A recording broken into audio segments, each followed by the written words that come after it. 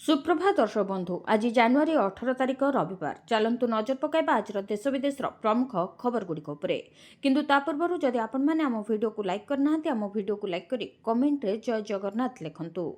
24 रु घरोई बस चलाचल बंद चेतावनी कटक को आसिब नाही कोनोसी घरोई बस 24 रु बंद हेब घरोई बस चलाचल कटक को आसिब नाही कोनोसी घरोई बस। मुख्यमंत्री बस सेवा को विरोध करी राज्य घरोई बस मालिक संघ एपरी निष्पत्ति नेछि।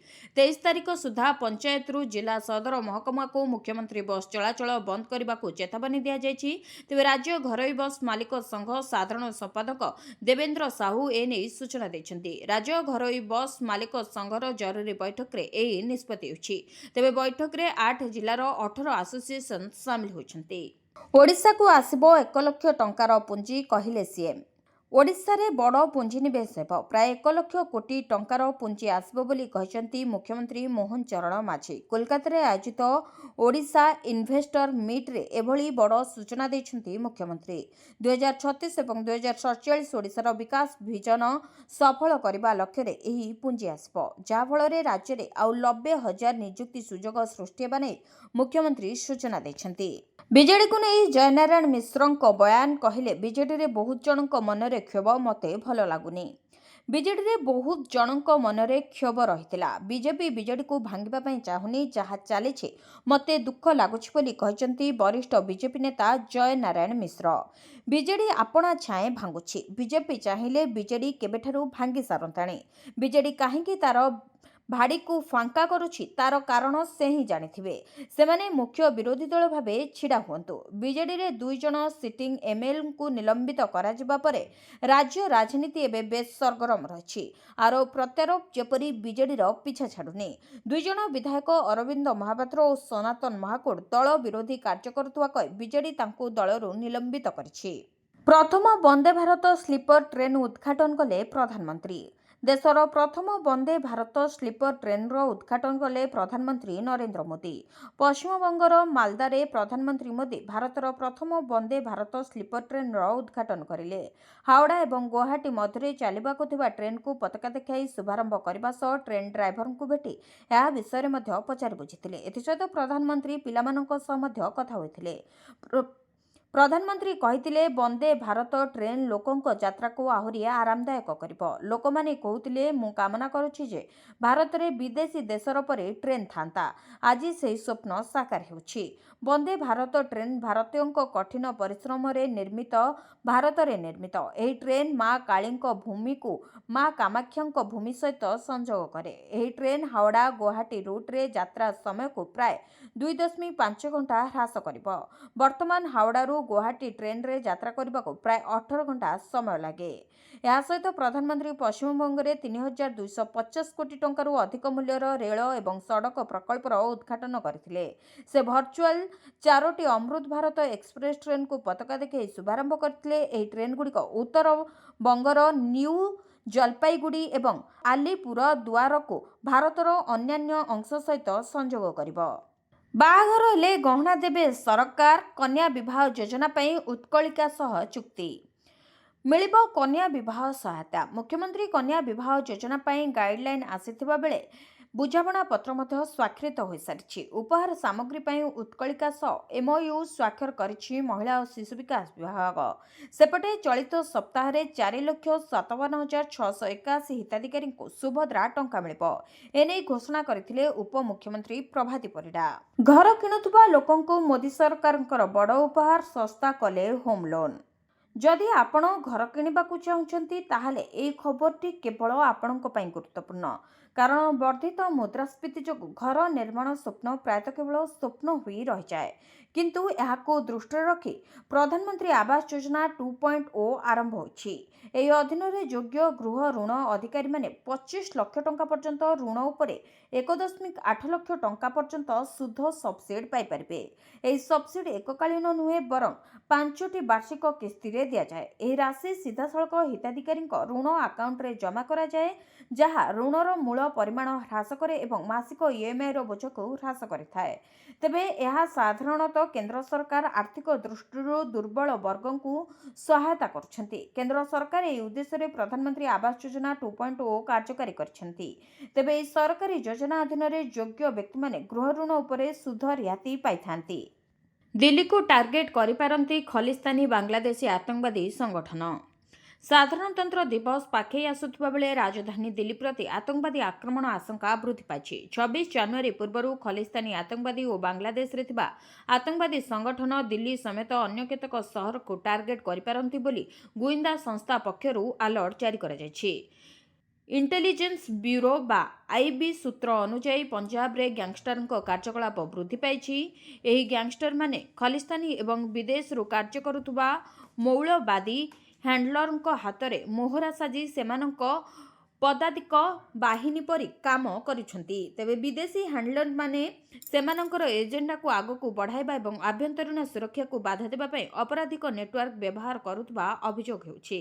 ସୂଚନା ଅନୁଯାୟୀ ଗ୍ୟାଙ୍ଗଷ୍ଟରମାନେ ହରିୟାଣା, ଦିଲ୍ଲୀ, ଏନସିଆର, ଉତ୍ତରପ୍ରଦେଶ ଏବଂ ରାଜସ୍ଥାନରେ ସକ୍ରିୟ ଅଛନ୍ତି। ସେମାନେ ଖଲିସ୍ତାନୀ ଆତଙ୍କବାଦୀ ସହ ସମ୍ପର୍କ ସ୍ଥାପନ କରୁଛନ୍ତି।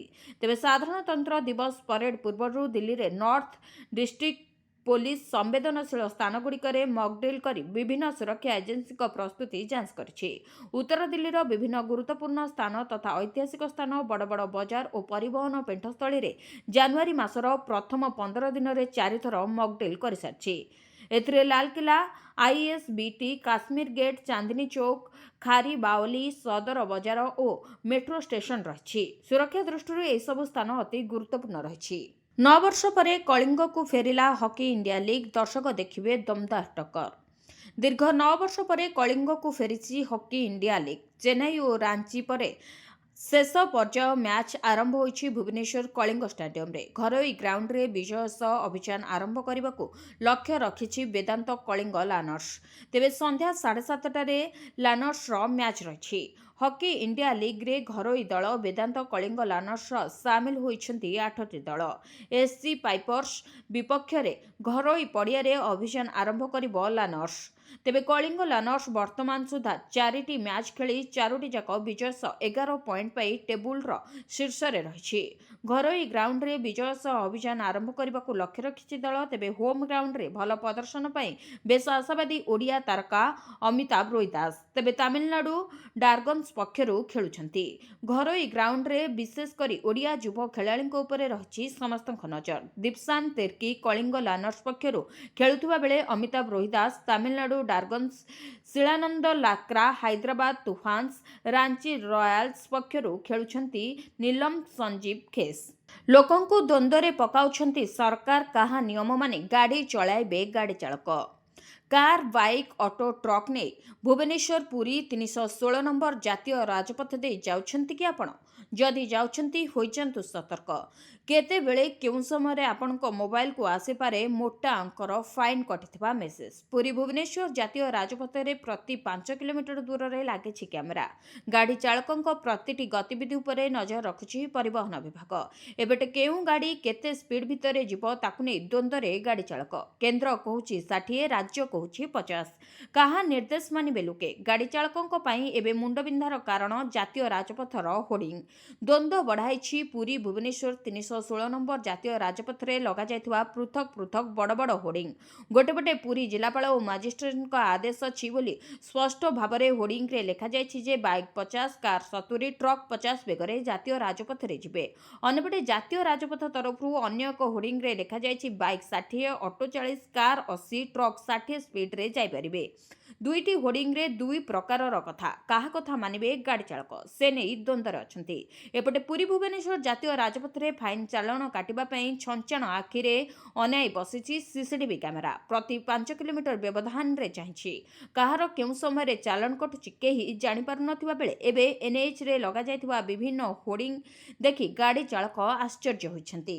13 ଘଣ୍ଟା ଧରି ଚାଲିଲା ରେଡ୍। ବାଲି କଳାପଥର ମାଫିଆଙ୍କ ଠିକଣାରେ ଛାନଭିନ୍। ପ୍ରାୟ 13 ଘଣ୍ଟା ଧରି ଚାଲିଲା ରେଡ୍। ଓଡ଼ିଶାରେ ଅବୈଧ ଲଘୁ ଖଣିଜ ଲୁଟ୍ ମାମଲାରେ ବିଜେଡି ନେତାଙ୍କ ଘରେ ଇଡି ଦିନ ତମାମ ତନାଘନା କରିଛି। ଗଞ୍ଜାମରେ 5ରୁ ଅଧିକ ସ୍ଥାନରେ 100 ଜଣିଆ ଟିମ୍ ଚଢ଼ାଉ କରିଥିଲେ। ପ୍ରବର୍ତ୍ତନ ନିର୍ଦ୍ଦେଶାଳୟ ଭୁବନେଶ୍ୱର ଜୋନାଲ ଅଫିସ ପକ୍ଷରୁ ଗଞ୍ଜାମ ଜିଲ୍ଲାରେ ବାଲି ଏବଂ କଳାପଥର ଖଣି ଭଳି ଲଘୁ ଖଣିଜ ପଦାର୍ଥର ବେଆଇନ ଏବଂ ଅଧୀନକୃତ ଖନନ ମାମଲାରେ ଚଢ଼ାଉ ହୋଇଥିଲା। ତେବେ ଆଲମିରା ଭର୍ତ୍ତି ଥାକ ଥାକ ଟଙ୍କା ଜବତ ମଧ୍ୟ ହୋଇଥିଲା। ଆଖି ତରାଟି ଦେଲା ଭଳି ବିଡ଼ା ବିଡ଼ା ନୋଟ୍ ମିଳିଥିଲା। ତେବେ ବ୍ରହ୍ମପୁରର ଜଣେ ବାଲି ବ୍ୟବସାୟୀ ଘରେ ପ୍ରାୟ 2 କୋଟିର ନଗଦ ଟଙ୍କା ଜବତ କରାଯାଇଥିଲା। ତେବେ ବେଆଇନ ଭାବେ ଲଘୁ ଖଣିଜ ଉତ୍ତୋଳନ କରି ବିକ୍ରି କରୁଥିବା ମାଫିଆଙ୍କ ଠିକଣାରେ ରେଡ୍ ଚଳାଇଥିଲା ଇଡି ଅଧିକାରୀ। ଲଘୁ ଖଣିଜ ଲୁଟ୍ ଘଟଣାରେ ଗ୍ୟାଙ୍ଗଷ୍ଟର ଏବଂ ବାହୁବଳୀମାନେ ସାମିଲ ଅଛନ୍ତି, ଯେଉଁମାନେ ଅଞ୍ଚଳରେ ଆତଙ୍କ ଖେଳାଇ ବେଆଇନ ଭାବେ ଲଘୁ ଖଣିଜ ପଦାର୍ଥ ଲୁଟ୍ ଚଳାଇଥିଲେ। ତେବେ ପୂର୍ବରୁ ଇଡି ବିଭିନ୍ନ ବାଲି ମାଫିଆଙ୍କ ବିରୋଧରେ ଏଫ୍ଆଇଆର୍ ଆଧାରରେ ତଦନ୍ତ ଚଳାଇଥିଲା, ଯେଉଁମାନେ ମିଥ୍ୟା ଓ ଜାଲ କାଗଜପତ୍ର ଦେଇ ଗଞ୍ଜାମରେ ଲଘୁ ଖଣିଜ ପଦାର୍ଥର ଅବୈଧ ଖଣି ପରିବହନ କରୁଥିଲେ। ସିଏଜି ତାଙ୍କ ରିପୋର୍ଟରେ ଗଞ୍ଜାମ ଜିଲ୍ଲାର ଋଷିକୁଲିଆ, ବାହୁଦା ଏବଂ ବଡ଼ନଦୀ ଶଯ୍ୟାରୁ ବ୍ୟାପକ ଅବୈଧ ଲଘୁ ଖଣିଜ ଲୁଟ୍ ହେଉଥିବାରୁ ବିପୁଳ ରାଜସ୍ୱ ହରାଉଥିବା ସୂଚନା ଦେଇଛନ୍ତି। ଚଢ଼ାଉ ବେଳେ ନଗଦ ଟଙ୍କା, କୋଟି କୋଟି ଟଙ୍କା, ଦାମୀ ବେନାମୀ ଯାନବାହନ ଏବଂ ଏହି ଦୁର୍ବୃତ୍ତମାନଙ୍କ ଦ୍ୱାରା ସମ୍ପାଦିତ ଅସ୍ଥାବର ସମ୍ପତ୍ତି, ଚୁକ୍ତିନାମା ଏବଂ ଖଣି ଲିଜ୍ ସମ୍ପର୍କିତ କାଗଜପତ୍ର ଜବତ କରିଛି ଇଡି। ରାସନ କାର୍ଡ ହିତାଧିକାରୀଙ୍କ ପାଇଁ ଆସିଲା ଖୁସି ଖବର, ଭେଟି ଦେଲେ ସରକାର। ରାସନ କାର୍ଡକୁ ନେଇ ଆସିଲା ବଡ଼ ଘୋଷଣା। କ୍ୟାବିନେଟ୍ ବୈଠକରେ ବଡ଼ ନିଷ୍ପତ୍ତି ନେଲେ ମୋହନ ସରକାର। ସାଧାରଣ ଜନତାଙ୍କ ପାଇଁ ଏହା ଖୁସି ଖବର। ରାସନ କାର୍ଡ ପାଇଁ ଯୋଗ୍ୟତା ସୀମା ଆୟ ବଢ଼ାଇଲେ ସରକାର।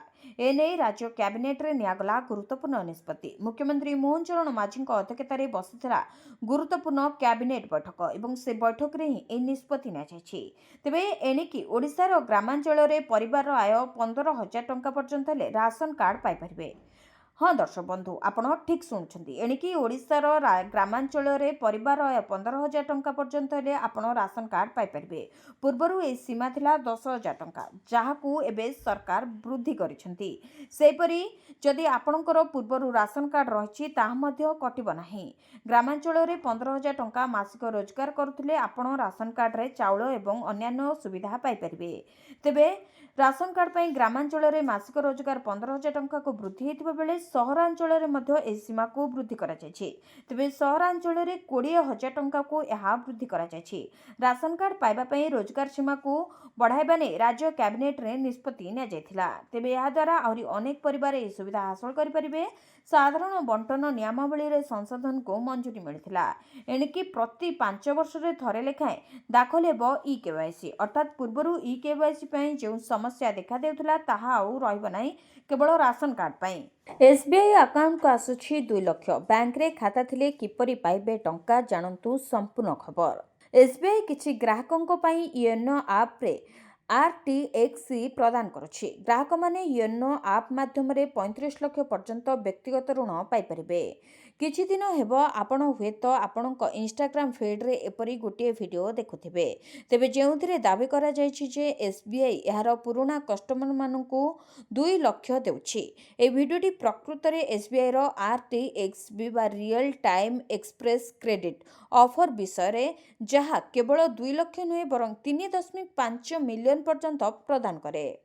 ତେବେ ଏସ୍ବିଆଇ ଏହାର ସ୍ପେଶାଲ କଷ୍ଟମରମାନଙ୍କ ପାଇଁ ରିଅଲ୍ ଟାଇମ୍ ଏକ୍ସପ୍ରେସ୍ କ୍ରେଡିଟ୍ ବା RTXC ଅଫର ଆରମ୍ଭ କରିଛି। ଏହି ଅଫର ଅଧୀନରେ ଗ୍ରାହକମାନେ ୟୋନୋ ଆପ୍ ମାଧ୍ୟମରେ 35 ଲକ୍ଷ ପର୍ଯ୍ୟନ୍ତ ବ୍ୟକ୍ତିଗତ ଋଣ ପାଇପାରିବେ। ବିଶେଷ କଥା ହେଉଛି ଏହି ଋଣ ଆପଣ କୌଣସି କାଗଜପତ୍ର ଆବଶ୍ୟକ ହେବ ନାହିଁ। ତେବେ କେବେ କେବେ ଏପରି ପରିସ୍ଥିତି ଆସେ ଯେତେବେଳେ ଆପଣଙ୍କୁ ହଠାତ୍ ଟଙ୍କାର ଆବଶ୍ୟକତା ପଡ଼ିଥାଏ। ପ୍ରାୟତଃ ଆପଣ ବନ୍ଧୁ, ସମ୍ପର୍କୀୟ କିମ୍ବା ପରିଚିତ ଲୋକଙ୍କ ସହିତ ଯୋଗାଯୋଗ କରି ଟଙ୍କା ଯୋଗାଡ଼ କରିବାକୁ ଚେଷ୍ଟା କରନ୍ତି।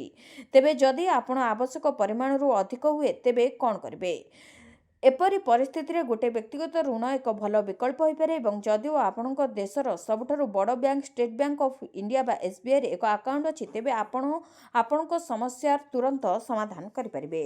ଖାଲି ସୁଧରେ ମିଳିବ 20 ଲକ୍ଷ। ଜମା କରିବାକୁ ହେବ ମାତ୍ର 400 ଟଙ୍କା। पोस्ट ऑफिस आरडी सेमानंक पई आदर्श जो माने प्रति मासरे एक छोट परिमाणर राशि संरक्षण करिपारिबे। प्रति मासरे केवल 100 टंका दे निवेश आरंभ करिपारिबे। एहार कोनोसी सर्वोच्च सीमा नाही। जेकोनोसी भारतीय नागरिक एकक किंबा मिलित अकाउंट खोली पारिबे। एही योजना मुद्रास्फीतिर प्रभाव को निवेश को सुरक्षा देबाकू चेष्टा करे। यह प्रायतः बैंक एफडी अपेक्षा भल रिटर्न प्रदान करे। यह एक सरकारी पांठि योजना तेणु टंका हराइबार कोनोसी आवश्यकता नाही। जो माने विपद प्रतिरोध करती सेमानंक पई यह एक निर्भरयोग्य विकल्प। तेबे पोस्ट ऑफिस आरडी रो परिपक्वता अवधि 5 वर्ष। तेबे 5 वर्ष परे आपण यहाकू आउ 5 वर्ष पई मध्ये वृद्धि करि परिबे। तेबे जदि आपणकर लक्ष्य 20 लाख टंका पर्यंत कॉर्पोरेट गठन करबा तेबे आपणक दैनंदिन प्राय 400 टंका संचय करबाकू पड़िबो। यह एक पोस्ट ऑफिस आरडी रे प्राय 12,000 टंका मासिक जमा को अनुदान करे। 5 वर्ष परे योजना को विस्तार करबा पई आवश्यक हेबो। केवल सेतेबेले एक पर्याप्त कॉर्पोरेट सृष्टि हेबो। दमदार स्कीम प्रति मास स्वामी स्त्री को मिलिबो 9,250 टंका।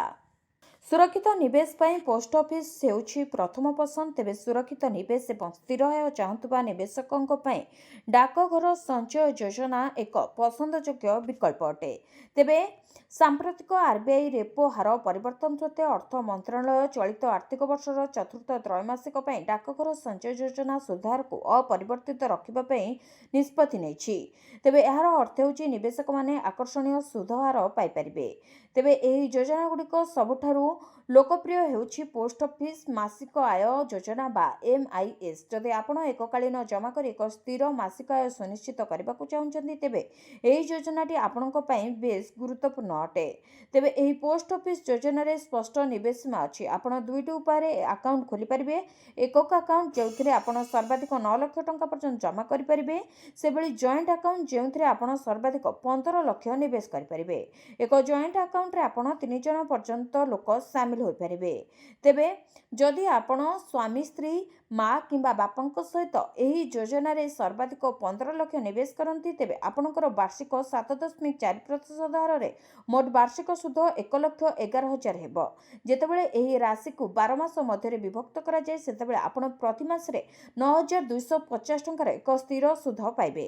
5 वर्षर परिपक्वता अवधि रे आपण केवल सुध आकार रे मोट 5.55 लाख रोजगार करि परिबे। बैंक डिपोजिट ना पोस्ट ऑफिस स्कीम केउंटा भलो? साधारणतः टंका संचय करने समय सुरक्षा एक सर्वोच्च प्राथमिकता। विशेषकर क्षुद्र निवेशकों जो पाखरे सेमानक पुंजी को सठिक स्थान में निवेश कर अधिक विकल्प रही। सुरक्षा कथा आसिले पोस्ट ऑफिस एवं बैंक उभय को बहुत सुरक्षित बोली विवेचना करा जाए, किंतु सेमानकर सुरक्षा आधार भिन्न।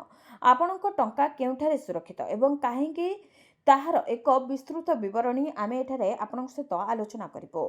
तेबे पोस्ट ऑफिस संचय योजना जेपरिकी PPF NSC MIS एक दमदार ग्यारंटी द्वारा कभर करा जाए। यार अर्थ होची सेमानकर 100% सुरक्षा स्तर अछि कारण सरकार निजे दायित्व ग्रहण करती।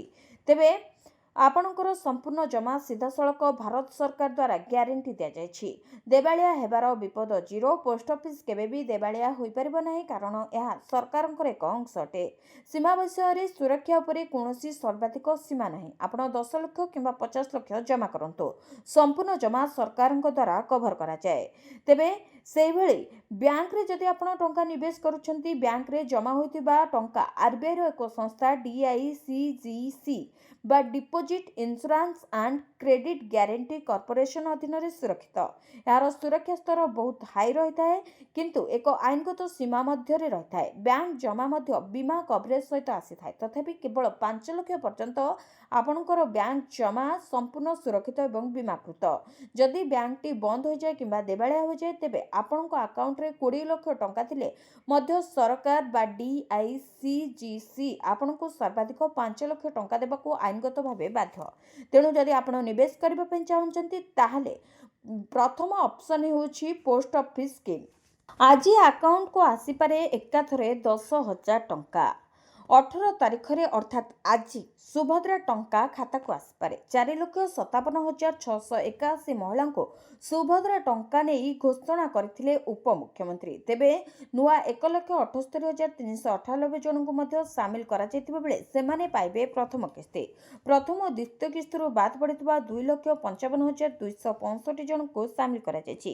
ସେମାନେ ବି ଏକା ସାଙ୍ଗରେ ପାଇବେ ଦୁଇଟି କିସ୍ତି। ସେହିପରି ଅଭିଯୋଗ ଶୁଣାଣିରେ 24,018 ଜଣ ହିତାଧିକାରୀଙ୍କୁ ସୁଭଦ୍ରାରେ ସାମିଲ କରାଯାଇଛି। ସମୁଦାୟ 250 କୋଟି ଟଙ୍କାର ସହାୟତା ରାଶି ଖାତାକୁ ଆସିବ। ତେବେ ଆଜି ସୁଦ୍ଧା ଏହି ଟଙ୍କା ଖାତାକୁ ଆସିବ ବୋଲି ପୂର୍ବରୁ ଘୋଷଣା କରିସାରିଛନ୍ତି ଉପମୁଖ୍ୟମନ୍ତ୍ରୀ ପ୍ରଭାତୀ ପରିଡ଼ା, ଯାହାକୁ ଲକ୍ଷାଧିକ ହିତାଧିକାରୀ ଏବେ ଅପେକ୍ଷା କରି ରହିଛନ୍ତି। କ'ଣ ରହିବ ଆଜିର ଖବର? ଆଜି ଖାତାକୁ ଆସିବ ତ ସୁଭଦ୍ରା ଟଙ୍କା, ଯାହାକୁ ନେଇ ଏବେ ଚର୍ଚ୍ଚା ଆରମ୍ଭ ହୋଇଛି। ନିଶାଙ୍କ ନାଚ ଦେଖି ଉପଜିଲ୍ଲାପାଳ ନିଲମ୍ବିତ। ଛତିଶଗଡ଼ରେ ମହଙ୍ଗା ପଡ଼ିଲା ନିଶା ମହାରଣାଙ୍କ ନାଚ ଦେଖିବା। ନିଶା ମହାରଣାଙ୍କ ନାଚ ଦେଖି ନିଲମ୍ବିତ ହେଲେ ମେନପୁରର ଉପଜିଲ୍ଲାପାଳ ତୁଳସୀ ଦାସ ମାର୍କାନା। ତେବେ ପ୍ରଥମେ ବଦଳି ହେବା ପରେ ଏବେ ସେ ନିଲମ୍ବିତ ହୋଇଛନ୍ତି। ନିଶାଙ୍କ ଭିଡିଓ ଭାଇରାଲ ହେବା ପରେ ତଦନ୍ତ କରି କାର୍ଯ୍ୟାନୁଷ୍ଠାନ ନେଇଛନ୍ତି गरियाबंध जिलापाल। ए घटनारे पूर्वरु 14 जन आयोजकों गिरफ कराजिबा सहित 3 जन पुलिस कर्मचारी निलंबित कराଯାଇଥିଲା। तेबे गत 9 तारिख दिन छत्तीसगढ़ बनदुर्गा गणनाट्य अश्लील नृत्य परिवेषण करथिले यात्रा अभिनेत्री निशा महारणा। तेबे एबे मध्य निशा को गिरफ करबा पई पुलिस तांकु खोजुथबा चर्चा होछि एवं तार गिरफ दाबी बढ़िथिबा जणा पड़िछि। बिहारी कैद संपट घटना अधीक्षक नारे मामला। चौद्वार जेलरू बिहारी कैद संपट मारिबा घटना चांचल्यकर खुलासा होछि। जेल अधीक्षक नारे जेलर अभियोग करने सह एफआईआर देछंती। दुई बिहारी कैदी खसीजा घटना उठाई सांघातिक अभियोग आनिछंती जेलर। एने अधीक्षक सुजित राउलଙ୍କ नारे जेलर संतोषिनी दास अभियोग करिछंती। चौद्वार थानारे अभियोग करने सह तदंत दाबी करिछंती Santoshini. Jail in out resistor को संतोषिनी दस्तखत को जाल करी बदला जायछि। बिहारी कैद खसिबा घटना को निज उपर दोष खसाइबा को उद्यम करा जाउछि।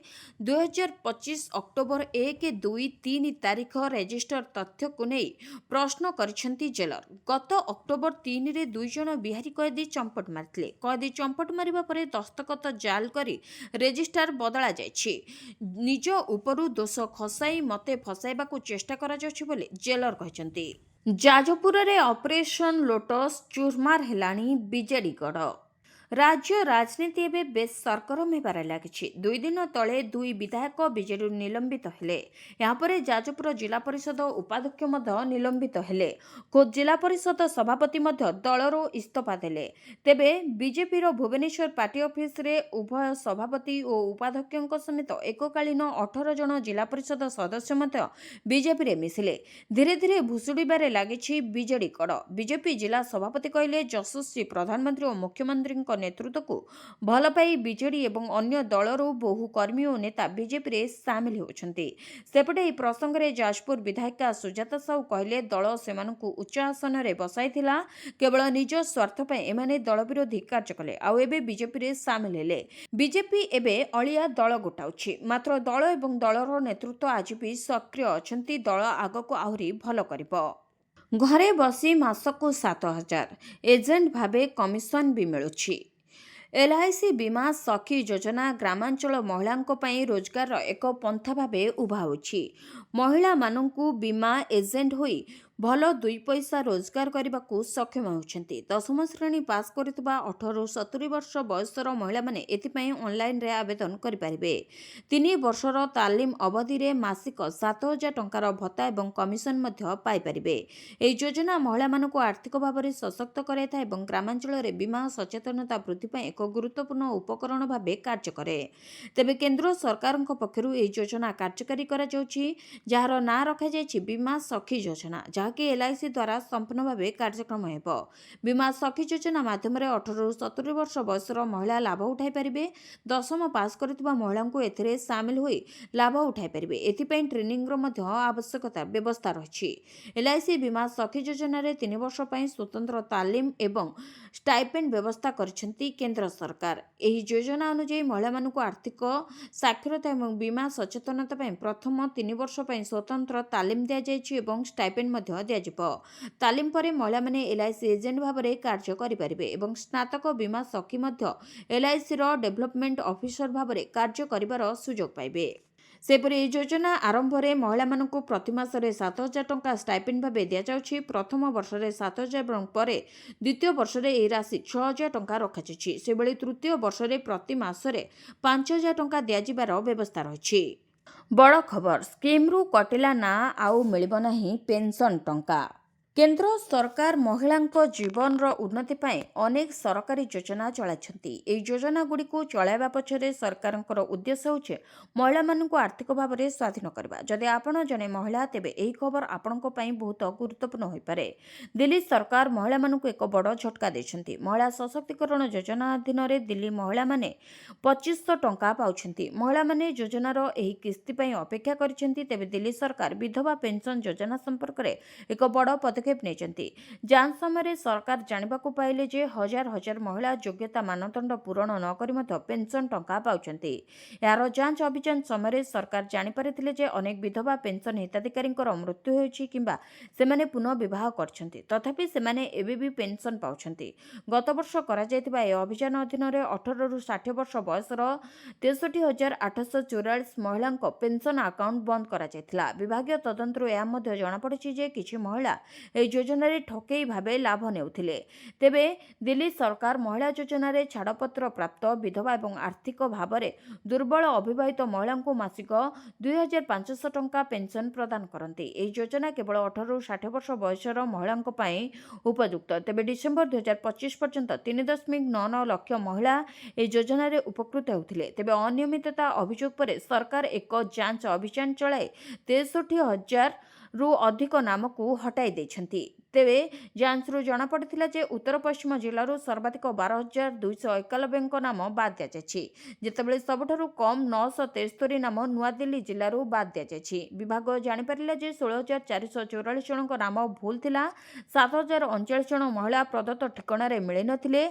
8,002 ଜଣ ମହିଳା ମୃତ ଏବଂ 15,136 ଜଣ ମହିଳା ଦିଲ୍ଲୀ ଛାଡ଼ି ଚାଲିଯାଇଛନ୍ତି।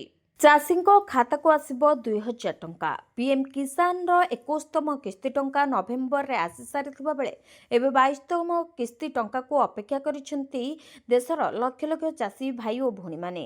ତେବେ ଏହି ଟଙ୍କା କେବେ ଆସିବ ତାକୁ ନେଇ ଚର୍ଚ୍ଚା ଜୋର ଧରିଛି।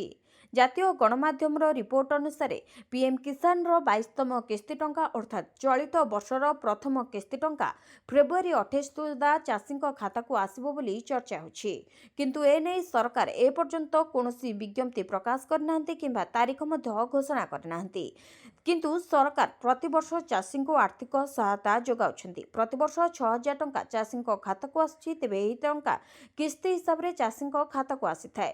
ପ୍ରତି 4 ମାସରେ 2,000 ଟଙ୍କା କିସ୍ତି ହିସାବରେ ଚାଷୀଙ୍କ ଖାତାକୁ ଆସେ, ଯାହାକି ଚାଷ କ୍ଷେତ୍ରରେ ବହୁତ ଚାଷୀଙ୍କୁ ସହାୟକ ହୋଇଥାଏ। ଭିଡ଼ିଓଟିକୁ ଶେଷ ଯାଏଁ ଦେଖିଥିବାରୁ ଆପଣଙ୍କୁ ଧନ୍ୟବାଦ। ଯଦି ଆପଣମାନେ ଏପର୍ଯ୍ୟନ୍ତ ଆମ ଭିଡ଼ିଓକୁ ଲାଇକ୍ କରିନାହାନ୍ତି, ଆମ ଭିଡ଼ିଓକୁ ଲାଇକ୍ କରି କମେଣ୍ଟରେ ଜୟ ଜଗନ୍ନାଥ ଲେଖନ୍ତୁ। ଏଥିସହିତ ଆମ ଚ୍ୟାନେଲକୁ ସବସ୍କ୍ରାଇବ୍ କରି ପାଖରେ ଥିବା ବେଲ୍ ଆଇକନ୍କୁ ପ୍ରେସ୍ କରନ୍ତୁ।